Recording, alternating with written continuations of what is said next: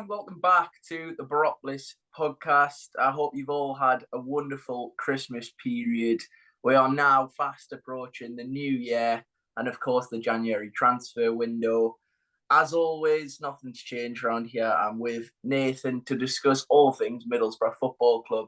And in this week's episode, it's not even really a week, Nathan. As I said in the last episode, it's more just a sort of random, jumbled up space of days that we're not really sure what days they are. But there's been some football matches that we need to talk about. So that's the best explanation I can give. Yeah, Nathan, firstly, how was your Christmas before we start talking about football? I probably should ask. Yeah, it was decent, Chris. Thank you very much. Yeah, few Borough bits this Christmas. The third shirt and a Matt Clark postcard. So thanks to my brother for that. Um, but yeah, not so bad, Chris. Just chilled out with family. What about yourself? Yeah, very nice. Thank you. I think I took my advice on the last podcast too literally and have just eaten horrendously over the past few days to the point where I'm sat recording this podcast just feeling like I'm going to pop, to be honest. But apart from that, lovely day. Looking forward to the new year. And of course, going into this podcast the day after the night before in regards to the Huddersfield game. So I've got an extra sort of spring in my step. But like all of the Christmas podcasts over this period, we've got loads to get into. So we might as well just jump straight into the Rotherham game, Nathan.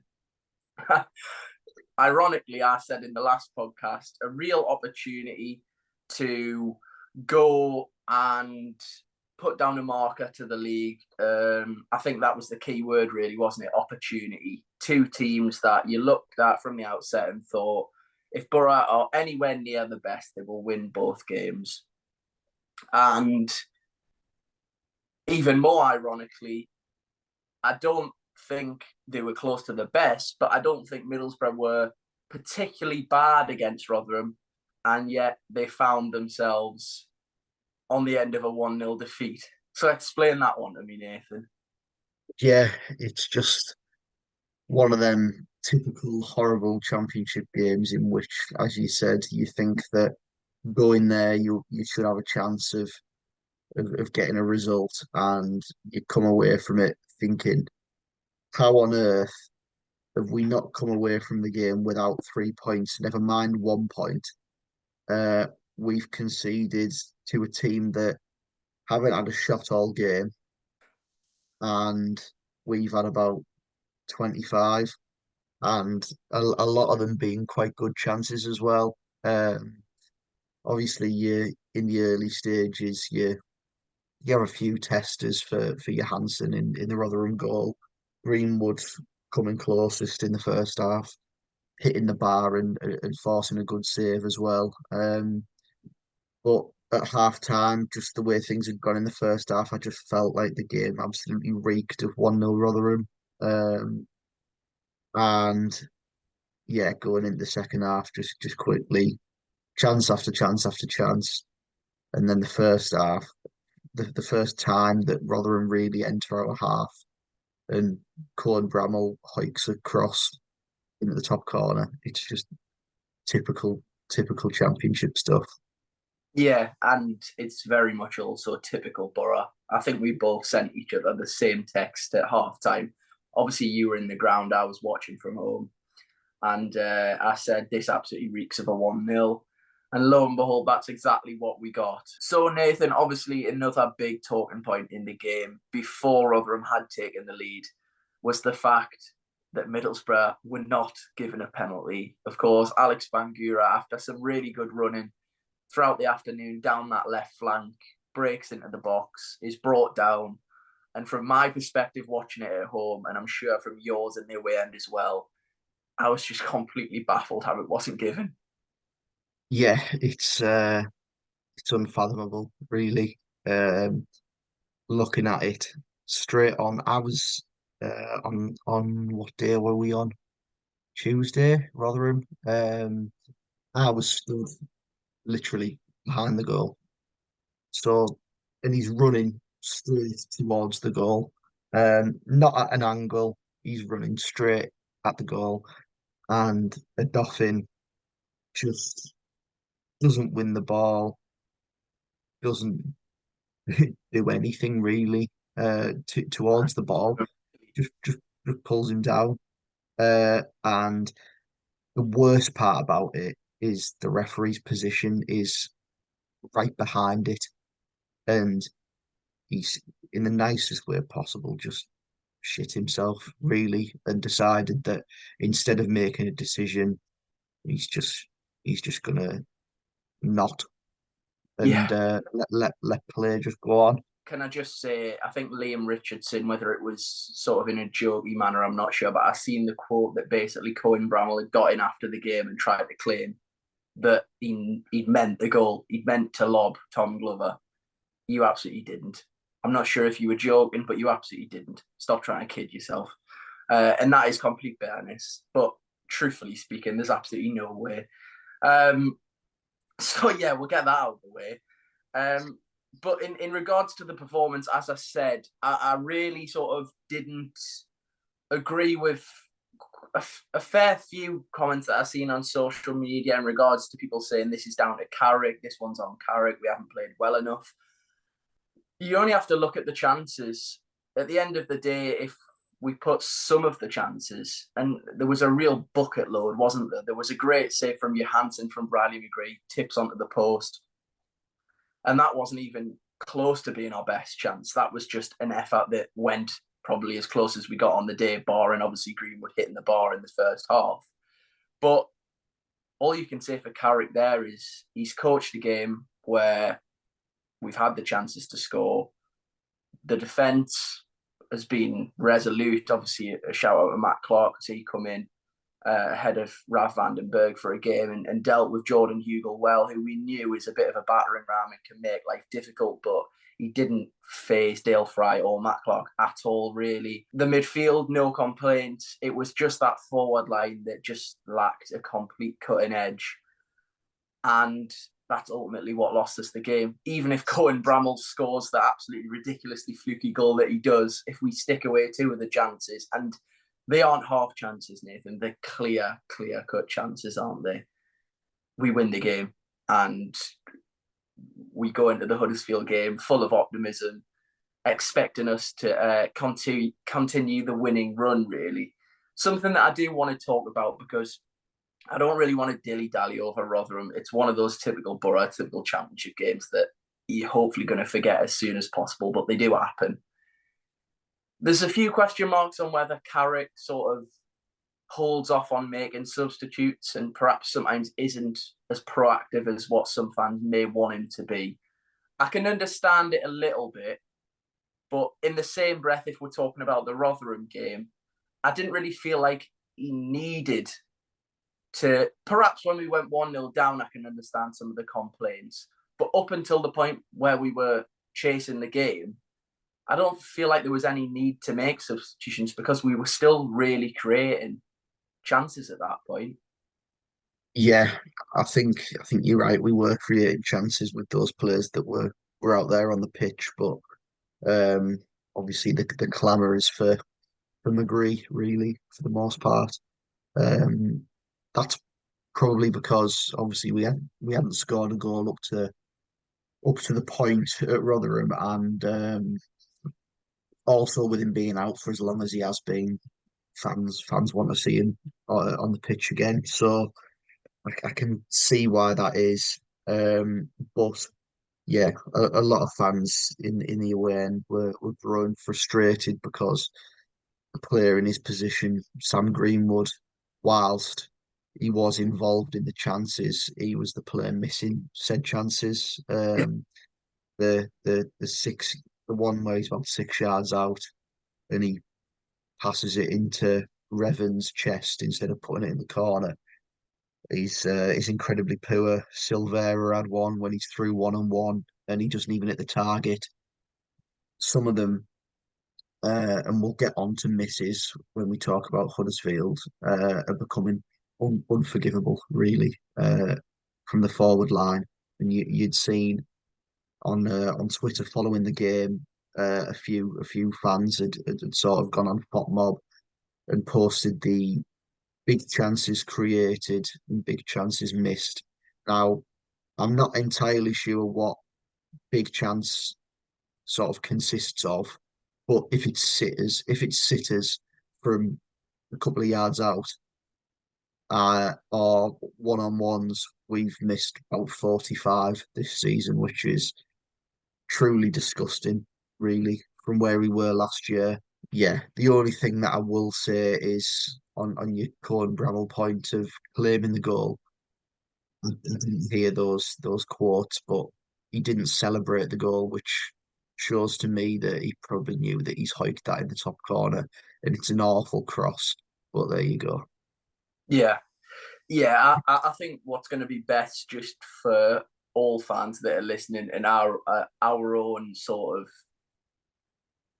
well-being over the Christmas period, I guess, is that we just leave Rotherham firmly in the past and just try and forget it ever happened, to be honest. I mean, typically we've got an all right record on Boxing Day over the years, from what I can remember. Obviously, we have been quite fortunate in that we've been at home a fair few times. But yeah, that was one of the Boxing Days where, I mean, it quickly, well, at least you felt until last night that it had all the potential to be the start of a quite horrific Christmas period. And thankfully, it hasn't completely ruined our Christmas, because obviously we have last night's game to talk about as well. Nathan, Huddersfield. I actually said in the previous podcast that I felt that Rotherham was going to be a trickier game than Huddersfield. And you could make a case that the results actually show my argument, but I don't think that's really true, to be honest. Because if you look at the performances and you look at what Rotherham tried to do compared to what Huddersfield tried to do, two teams in similar positions that tried something very different in regards to playing up against this Middlesbrough side, I actually felt Huddersfield deserved a little bit more, well, an awful lot more credit than what Rotherham did for their performance. Albeit they did nick a win, so who are we to sort of complain and take digs at them for doing that? But yeah, Huddersfield, at least you felt, wanted to play a football match. They wanted to take the game to Middlesbrough in certain spells of the game. Obviously, with Sorba Thomas in your team, you're always going to stand some chance of creating chances just because of his delivery and his ability to really just play well against Middlesbrough whenever he seems to, whoever he's playing for, wherever he's playing, he always seems to perform against Middlesbrough. So yeah, that was a concern going into the game, of course. But yeah, I felt Huddersfield actually, I just wanted to get that in there because although they didn't impress me at all, and they're probably down there for a reason, you could see that. At least they tried to sort of carve out some chances as opposed to basically just riding the luck, which Rotherham managed to do on Boxing Day. Yeah, they've obviously, as you mentioned there, Thomas is probably their standout player. And quite strangely enough, Neil Warnock didn't fancy him last year and binned him out on loan. Um, Yeah. but, but yeah, bit of a strange one that, but he's back at Huddersfield now and he had a pretty good game again yesterday. Um, wouldn't be against or having a look at him if I'm honest, because of his end product, and his pace on the wing. But he was more of a centre forward yesterday, really, with Huddersfield not starting the game with a natural striker. But yeah, looking at the team going into it just quickly, one change, Vandenberg in for Clark, fine. Thought it was okay. Looking at their team, no natural centre forward, and then quite typically Josh Karoma hasn't played for the last couple of weeks and comes in against us as would be expected because he always seems to turn up against us.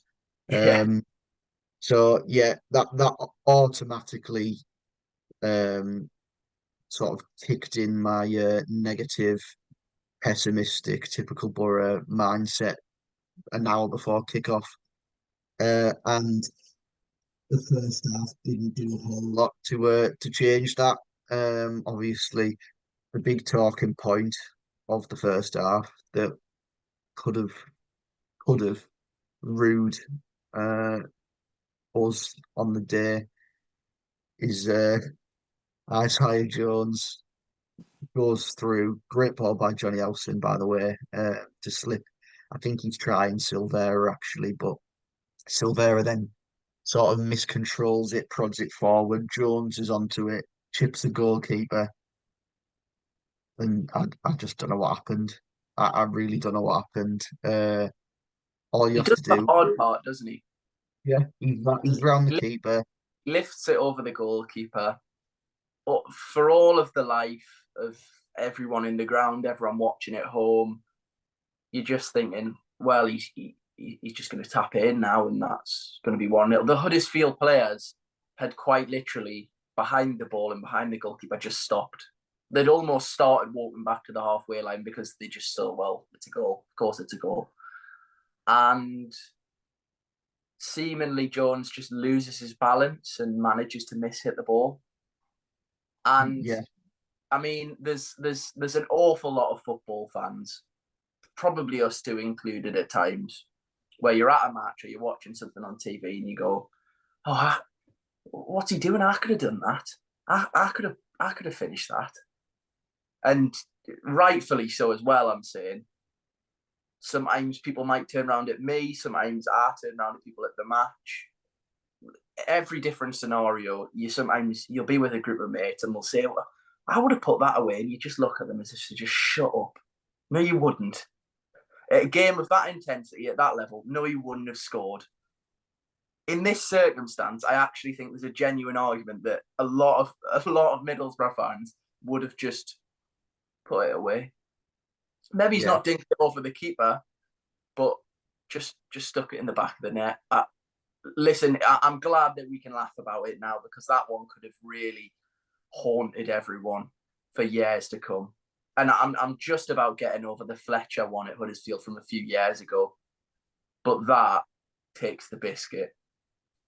It does. It I does. don't think I'll ever understand, and thankfully Isaiah Jones can laugh at it as well. I'm sure he'll be getting absolute pelters for it in the changes this morning, on as well as on the bus back last night. And hopefully it's all been in a jovial manner, because we did win the game. But dear God, I'm still a little bit lost for words as to how it didn't go in, Nathan. Well, my reaction was a little bit different to the Fletcher one a few years ago because under Woodgate, for some reason, the naive young lad had sort of had this opinion that we should just be better. But nothing surprises me with this club anymore. So You're yeah, at the well, we're both at the age now where we've seen enough to know when.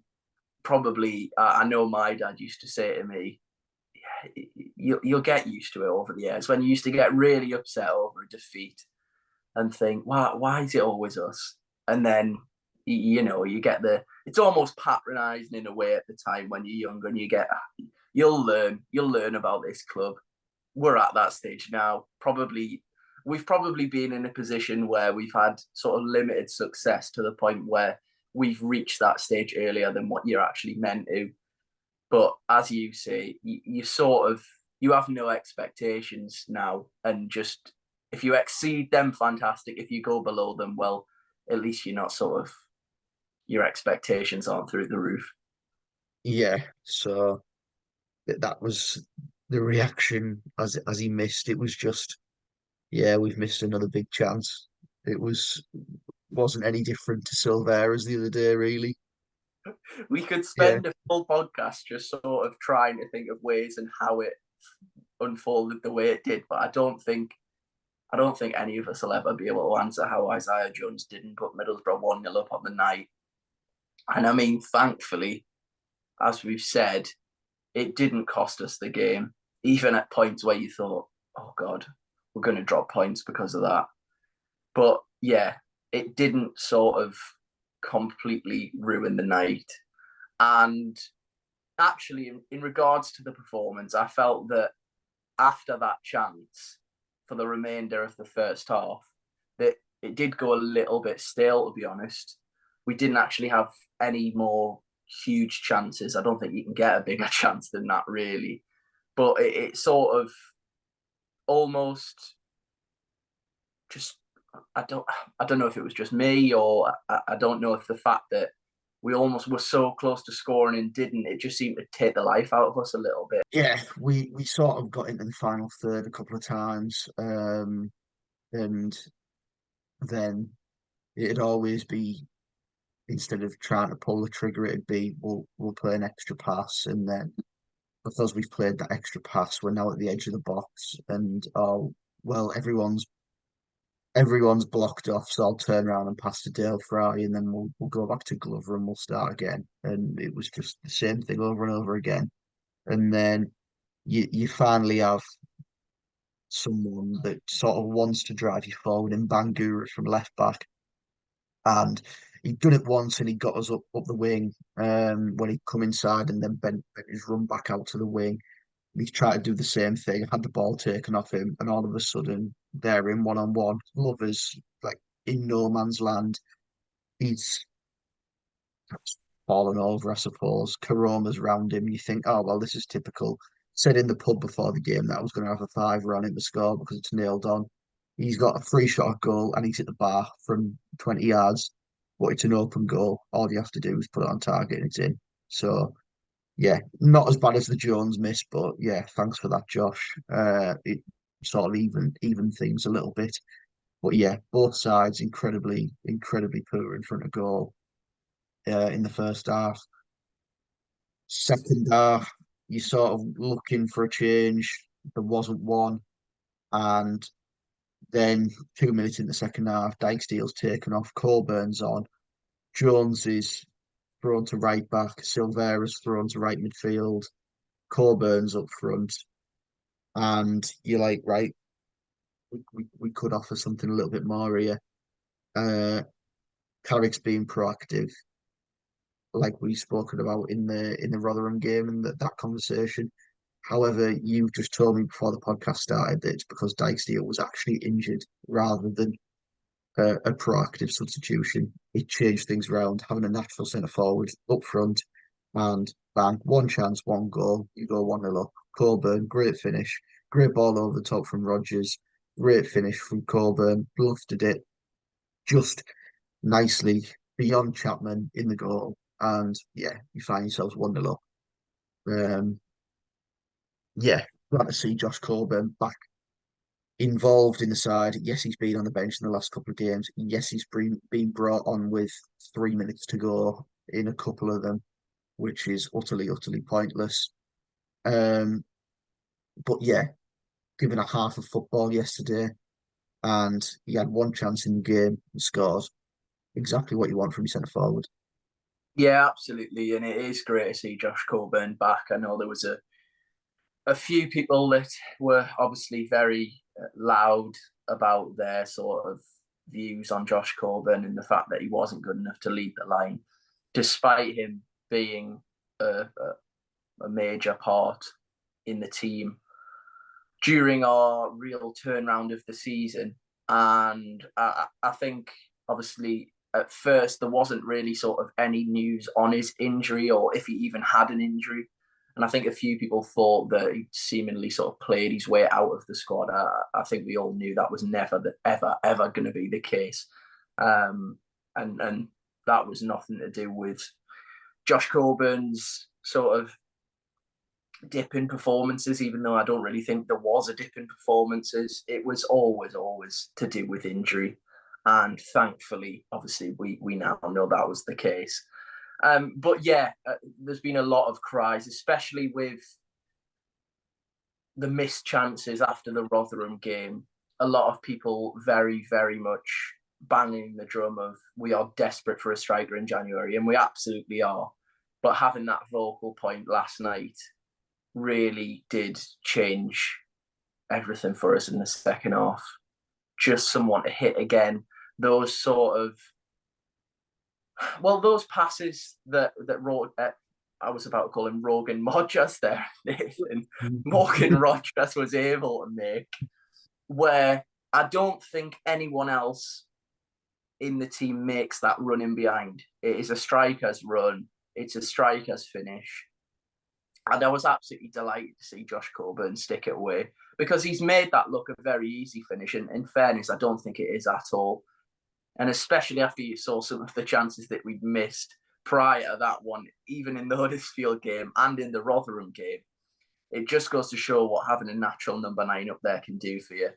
And yeah, as I say, a really good finish. And obviously, another assist to add Morgan Rogers' goal involvements tally that seems to be ever growing at the moment. Yeah, really pleasing for the both of them. It was a pretty good move as well, in fairness. But yeah, as you mentioned, it was probably quite a difficult finish actually. But Coburn made it look very easy. Stuck that one away, and you go 1-0 up at Huddersfield, and you're thinking, right, should be relatively plain sailing now. 1-0 up away at a side that you're hoping will just sort of be struck by that, and it's not the case again for a second year in a row. They come roaring back, and Thomas is instrumental in the goal, driving forward, plays a nice 1-2. His next touch doesn't go his way, which he tries to take beyond Dale Fry, just sort of bounces off Dale Fry, doesn't clear it away properly, and Hellick, the centre half, fires a shot right in the bottom corner and off the post. And the I hate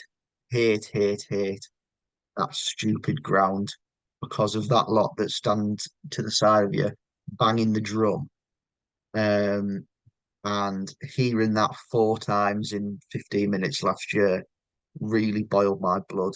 So to hear it again and hearing it's all gone quiet over there, Yeah, really, really, I could feel my heart pounding up my chest, just boiling.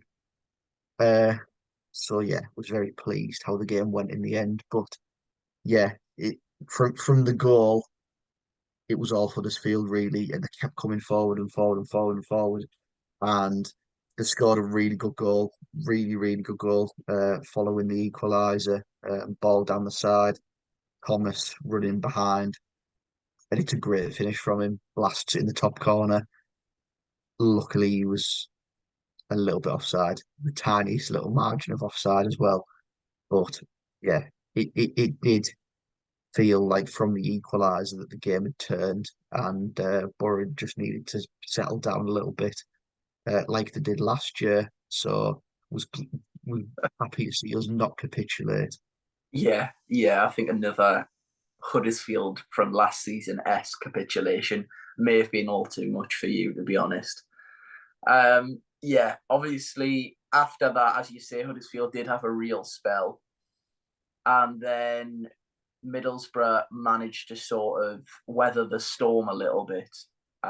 It wasn't a huge storm by any means, but there was a slight storm, I guess, and it was weathered. And then going into the closing part of the game, really, the final 10 minutes, Middlesbrough, of course, had put Riley McGree on at this stage, and I thought he made an immediate impact. Just those intricate little passes in and around the box.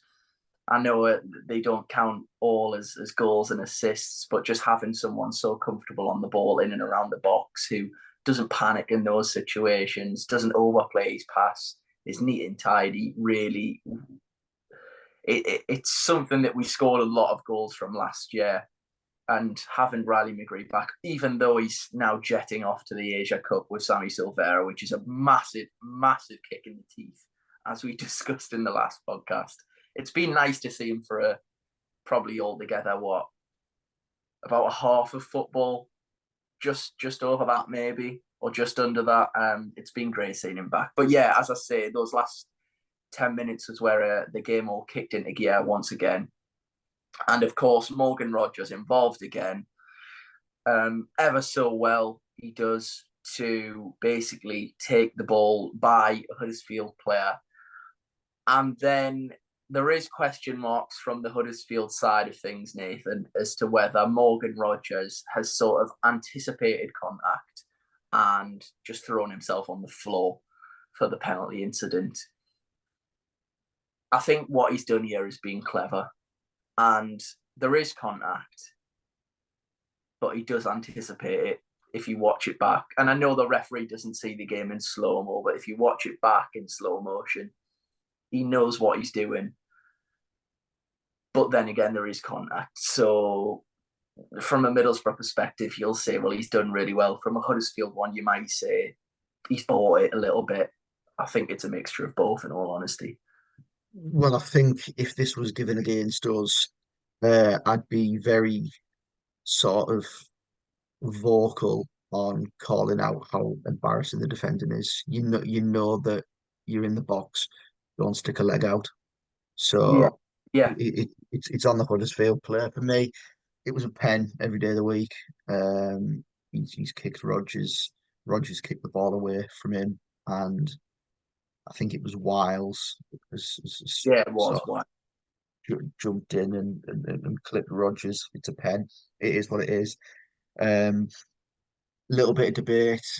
Who's going to take the penalty? Of course, HOWSON has taken one and scored one this season. Coburn's taken one, missed one, but scored the rebound.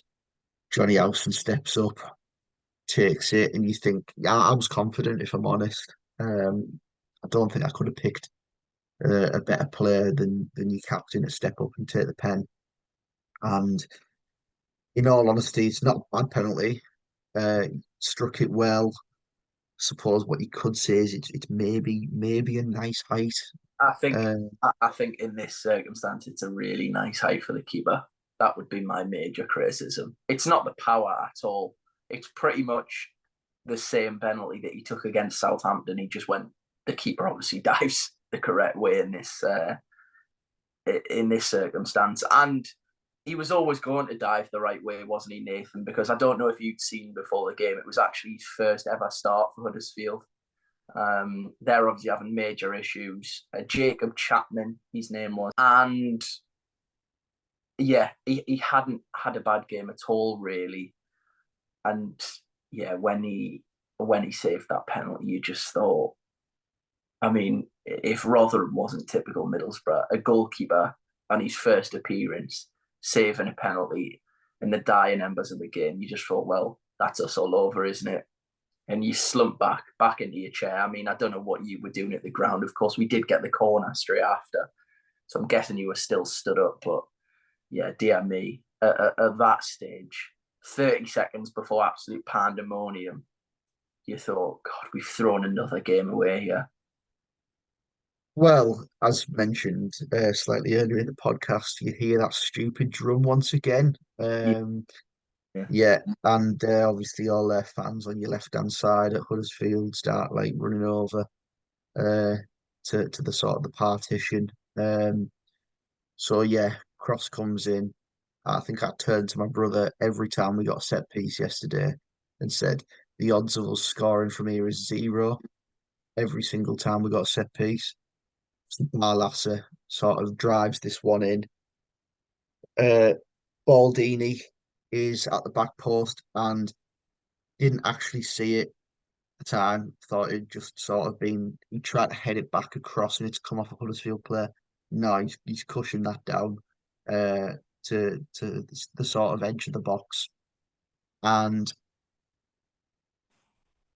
I thought this was probably out of pure frustration that Johnny Howson's hit this. And he should have he should have done the Cohen Bramall and just claimed it as it was because it's an incredible finish. He's hit it perfectly into the ground just for it to loop in off the bar over Hellick's head, who's stood on the line, and it cushions in off the bar. And he said he's miscued it. And just just take that one, Johnny. Just take that one.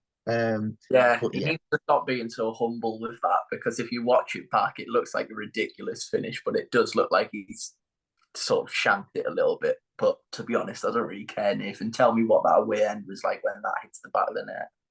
Well, I'll just tell you, I went flying. If I'm honest, I'd s- I'd seen it going in off the bar, but I'd seen it hit the bar. But I waited for it to like come down and then clip the net, just Yeah, so I knew it was in. Um, and I saw Johnny HOWSON run away like with his hand up. Uh, and it was just like the Ledbetter moment at QPR, wasn't it? Obviously, everyone on Twitter had sort of had their own tweet that they'd posted, which was along the same lines. Yeah, Johnny HOWSON, what a guy, running away, crazy celebration. He said in his interview after the game that it was possibly a little bit over the top, but who cares? Who honestly cares? It's been a rough old week with a that roller defeat. week. Yeah, Yeah, and yeah, he's put that one in the top corner, and it all went quiet over there. yeah, I can imagine it did, Nathan. Obviously, I'm sure at this point you were falling down several sets of stairs. But did you manage to, in the flesh, see the sort of huddle slash everyone jumping on top of each other? Because I don't know if you were face down in a seat or had people on top of you or what at that stage, but that was a real. It was. I think Carrick said that some goals feel bigger than others, and that goal definitely did feel just that bit bigger than a normal goal, didn't it? Obviously, closing out of the year, the fact that we just missed the penalty, the fact that we'd been beaten off Rotherham undeservedly, and then the fact that we were about to drop points. And actually, at that stage, teams above us were still winning. Coventry were in the lead, who we obviously play next, and they were about to go a couple of points ahead of us. We were quickly sliding down the table, and let's not sort of hide from the truth. It would have felt like a defeat had we have drawn that game yesterday, especially I think a lot down to the fact that we'd been beaten off Rotherham as well. But at the start of the week, where you looked at both fixtures and thought, well, don't want to sort of be too over the top here, but there's no reason why we can't come away with 2 wins.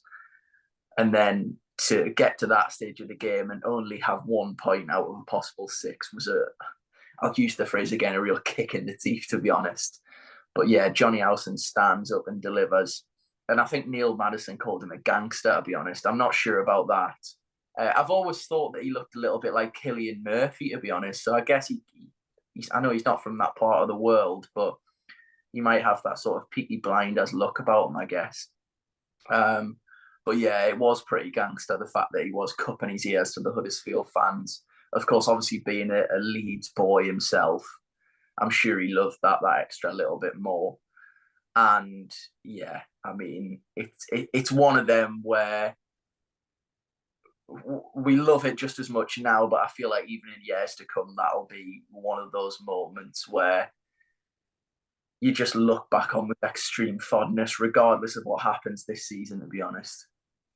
Yeah, and just sort of finally, finally, we've beaten one of the bottom four sides in this crap Yeah, division. that as For well. We haven't even. Christ, genuinely, for Christ's sake, Borough, is there any need for that? Yeah, Haven't beaten Huddersfield, QPR, Sheffield Wednesday, or Rotherham in our first game against any of them. And hopefully, now that we've got to play them all again, and that was the first one playing Huddersfield for the second time this season. Hopefully, we just go and beat them all now, just so we can finally get some points on the board against the dross of this division. Because genuinely, barring Thomas, who like looks like half a player, they are proper rubbish. Same as Rotherham. I'm not even bothered. Finally beat some of the dross in the division, which is fantastic. Um, and yeah, the togetherness of the team yesterday, it was great to see. They've had to endure a lot of sort of hardship in the last month or so since the last international break. we'd said at the start that the games were going to come thick and fast, and we're sort of coming to the end of that now. And yes, this month probably hasn't gone our way, really, in the way that we would have hoped, but we've dealt with it the best that we could. Yeah, yeah. And do you know what? It caps off a year in which there's obviously been some quite clear low points. The playoff semi-final defeat to Coventry was, I mean, that's just never ever going to be forgotten. As much as we try to, it'll live long in the memory for all the wrong reasons, really. And despite that, overall, I think as a Borough fan, most will look back at 2023 with pretty fond memories. There's been an awful lot of good nights following Michael Carrick's Middlesbrough. There's been some really, really, really sort of moments where you think, yeah, we're going in the right direction here. And I think for the most part, it's easy for us, not just us, any Middlesbrough fan, any fan following their club, to go from week to week and bounce from emotion to emotion and think that you're the best thing since sliced bread one week and think that you're going to go down the next. But I think overall, this year has been one where you can sit back, look at Michael Carrick being in charge, look at the way the club sort of slightly changed in the way that it operates in the transfer window and think, do you know what? We might have some real poor results from time to time, but I think we're on a good trajectory, and I think we're doing the right thing, and I think we're going in the right direction. Yeah, it's been an incredible year, really. Um, just going from like January time, the New Year's Day win at Birmingham. Chuba scores that goal. The tree playing up front. Everyone battering the tree for playing as a number nine. He goes and scores two. George Friend's assist. Winning a shed load of games after being beat by Sunderland. So won like loads of games in February and March. Obviously, Sheffield United stands out. Um, then your low point, Huddersfield. Finally, glad that we've eradicated that now.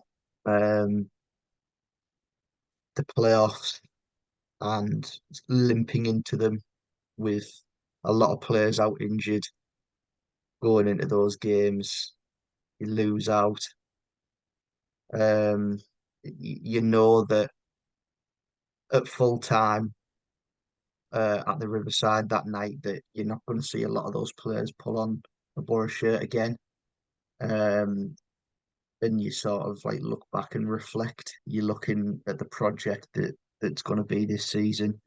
You have your worst start ever this season. You see Gareth Ainsworth's QPR rock up and give you the rock on. Um, that's probably the lowest point of the year, actually.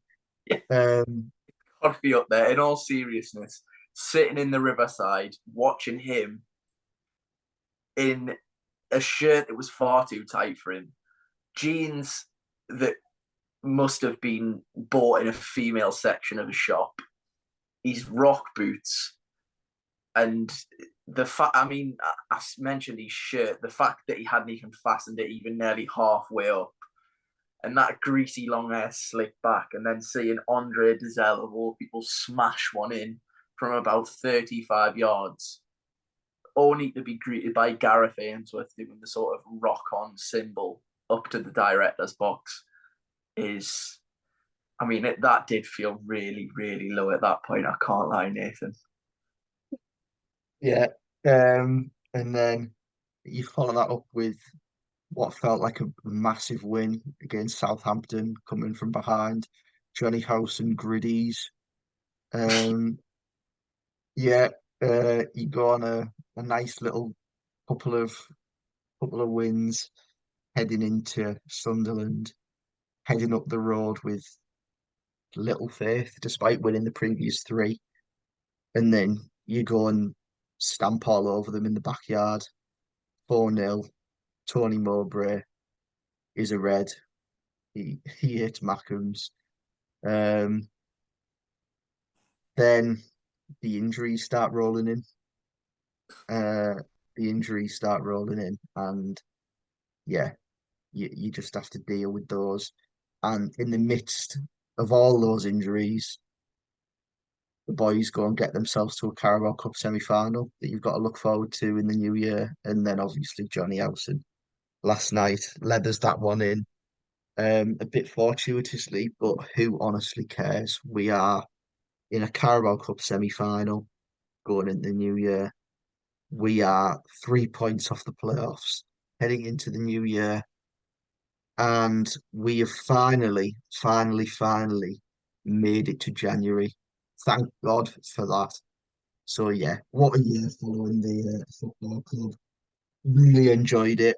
Really enjoyed through the highs and lows. But yeah, let's hope for hopefully a year that's quite similar to this year, but with a little bit more of the tipping of the scales towards joys rather than lows this year.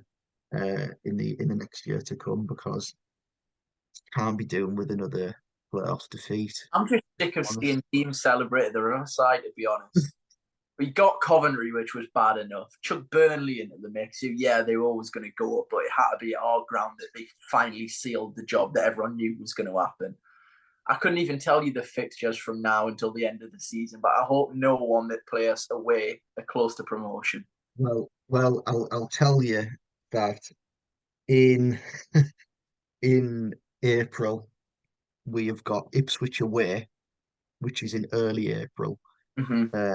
And it's quite nice to see them start to falter. So hopefully Yeah, the Wolves, Southampton are breathing down their necks. they are really close now. Um, and also the second to last home game of the season, Leeds United into the Riverside.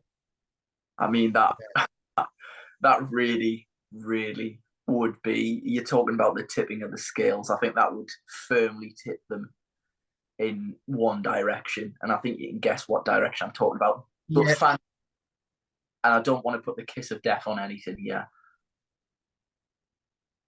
I think Southampton and Leicester and Ipswich have probably just got a little bit too much for those to be celebrating automatic promotion at the Riverside. Leeds, Leeds. I'm not going to sing it yet, but yeah, they are faltering a little bit. Um, but yeah, and then just hopefully we find ourselves in a position where we don't have to be worried about anything going into the final day, because on the final day we have Watford, who are sort of in and around us at this moment in time. So genuinely, as you said, I think it was last week, Chris, you said about whoever has a good January will likely sort of you'll start to see a little bit of a gap form. So hopefully Kieran Scott pulls this one out the bag in the next month. Um, but yeah, we've had a fantastic year following the football club. And now we need to think about the next week ahead, which is a very difficult league game coming up on the 1st of Jan, and a game in the FA Cup, which gives us a break from the league, which is quite nice. Yeah. Of course, the very difficult league game is Coventry. I mean, there's that extra bit of sort of something about this fixture now, I guess, because of the playoffs. It seems to be that we've sort of developed this strange rivalry over social media with Coventry. And yeah, I mean, it was very annoying that they beat us. I personally don't think that, well, there's not, let's be honest, there's no rivalry actually there. It's just a sort of vocal minority which seem completely obsessed with forcing something. Um, yeah, it's strange to say the least, but it is there. So there is that in it. When you look at Coventry, I mean, they've already stuffed us once this season, but that's just a given when we go away to Coventry. And usually, up until last season, it was, well, they'll beat us away, but we'll beat them at the Riverside. They cracked that almost twice. This season, they come to the Riverside, thankfully not for the final game of the season. So there's only probably going to be a minibus full of them coming up because that was their big day out. Well, they had 2 last year, in fairness to them. So there'll be a minibus full of them coming up. And yeah, there's not as much riding on the fixture in regards to sort of how it's all going to pan out at the end of the season and the winners and the losers. But in regards to their current league table position, if we win, we can go 5 points ahead of them. And for a team that, in fairness, have started recently sort of finding their feet a little bit, understanding where a lot of the new players that we brought in during the summer are going to fit best, Mark Robins has finally sort of stumbled across a 4-2-3-1, which basically enables them to fit all of the new signings in correctly rather than just shoehorning them in. And because of that, they have found a little bit of form. I think up until last night, they were second in the form table over the last 6 games or something like that. So by no means, as you say, is it going to be an easy game. It's going to be a very difficult game. And I think they even rested a couple of their key men last night. So that obviously leans towards Mark Robins clearly seeing this as a huge game in his eyes as well. But yeah, I mean, regardless of this fake social media rivalry and all the rest of it, it is going to be a very, very difficult game at the other side. Yeah, it is. Yeah, it's quite easy to get drawn into a lot of the sort of bravado that goes on social media, but I'm going to try not to do that because it's quite pitiful, to be honest. Um, but yeah, quite looking forward to this one, really. I always do because they're a pretty good side for the most part. Yeah, it'll be interesting to see what they're like now without Hamer and Gyökeres because I haven't seen a whole lot of them. Obviously, you were at the game um, at their place, and I did watch it on Sky, but you can't really get the whole view on Sky. And obviously, they were just sort of they were in a similar position to us, really, of trying to sort of work their way into finding a system for all these new players, and it looks like they've found one now. So it'll be interesting to see uh, how they are, and how they're set up, and what a lot of those new players that they brought in are like. Um, but yeah, I expect a difficult game. I think that these are relatively similar to us in a way of we have a lot of decent players between the two sides.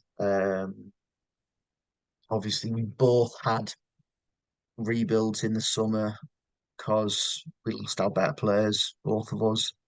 Um, and obviously, both, okay, them not as much as us, but we got off to an incredibly poor start. They got off to a faltering start and haven't really clicked into gear since probably November time, whereas we sort of notched into gear in September, October, and then have fallen a little bit because of injuries and things like that. So yeah, it'll be a really interesting game. Hopefully, hopefully, we can avenge last season because that would be very pleasing for our bragging rights with Alex, our friend. So yeah, I'm going to ignore the Twitter crap and just say Alex. Yeah, I think that's best for both of us. Very, very vocal voices on social media, some of which are grating, to say the least. Um, Moving on from Coventry, got the better of me for a second there, Nathan. We do have Villa as well, as you say, and I'm gonna do exactly what I did at the start of the Carabao Cup run.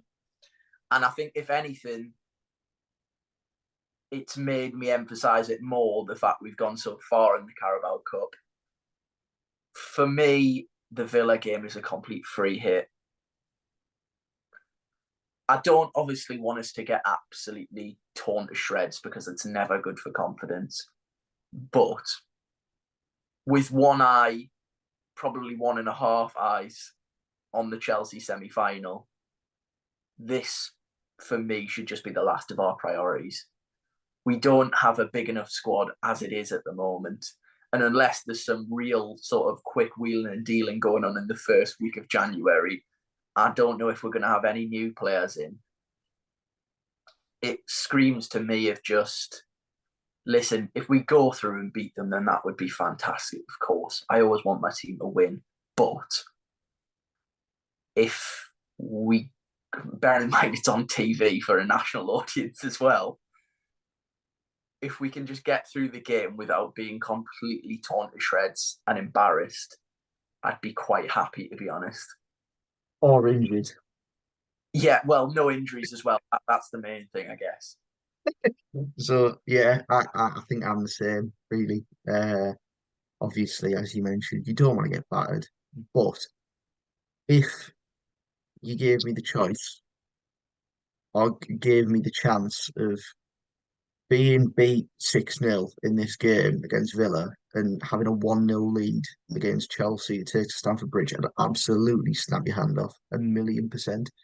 Yeah. Um, so yeah, luckily for everyone, I'm never going to get that opportunity. So we'll just have to see what goes on against Villa. It'll be very, very interesting, but I'm fully expecting us to lose the Villa game, if I'm honest.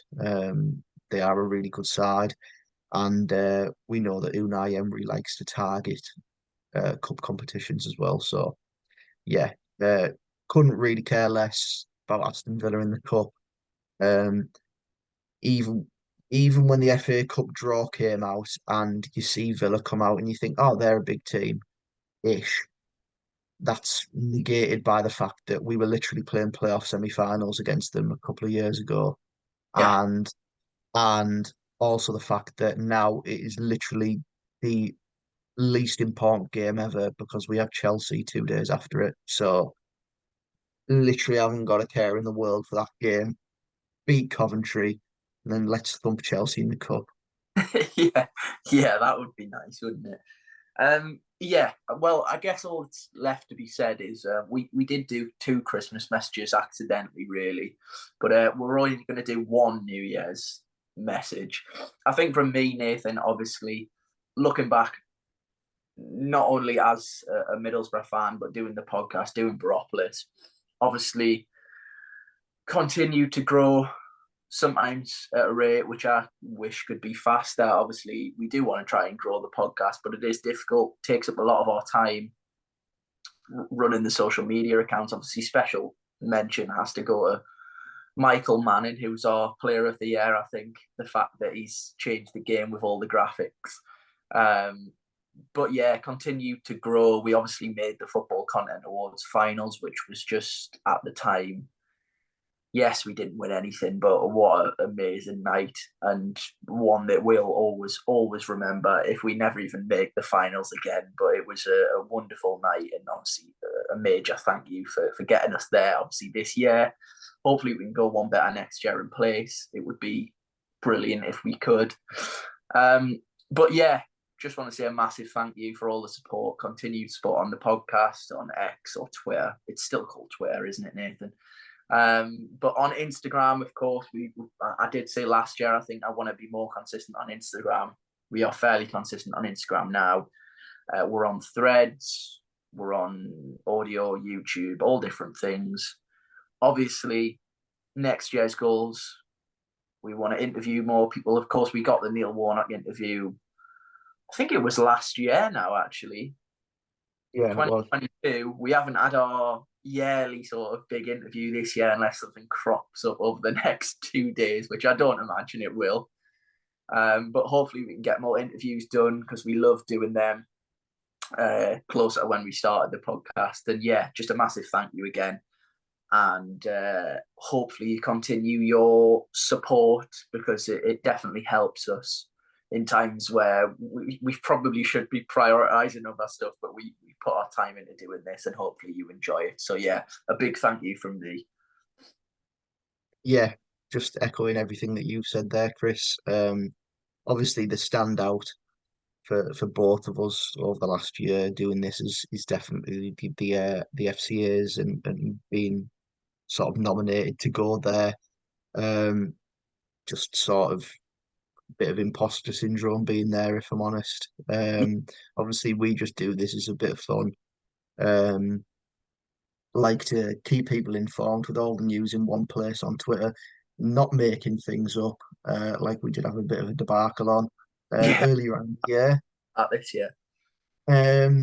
But yeah, and obviously just doing the podcast, we come on here for an hour a week to just waffle our opinion on the games that have unfolded, and things going on behind the scenes without being too rash in our decision making and saying things that we regret. So yeah, uh, thank you very much everyone for tuning into the podcast, and yeah, 21,000 followers now on Twitter's good going, I suppose. And stay tuned, because hopefully Borough will have a big January going on, and we sign like some top players that fire us into the playoffs and win us a cup. Well, it's not out the question just yet, Nathan. So let's go into the new year full of belief, I suppose. Yeah, that wraps us up for this week. It wraps us up for 2023. Another year goes by. Middlesbrough still aren't back in the promised land, but they're going in the right direction. So there is that to hold on to. Hopefully, 2024 is a good year for all of you that are watching and listening currently. We wish you all the best going into the new year. Of course, we will be back in the new year to reflect on Coventry and Villa before we think about a Carabao Cup semi-final. But for the last time in 2023, thank you ever so much for watching and listening. And that has been another episode of the Boropolis podcast.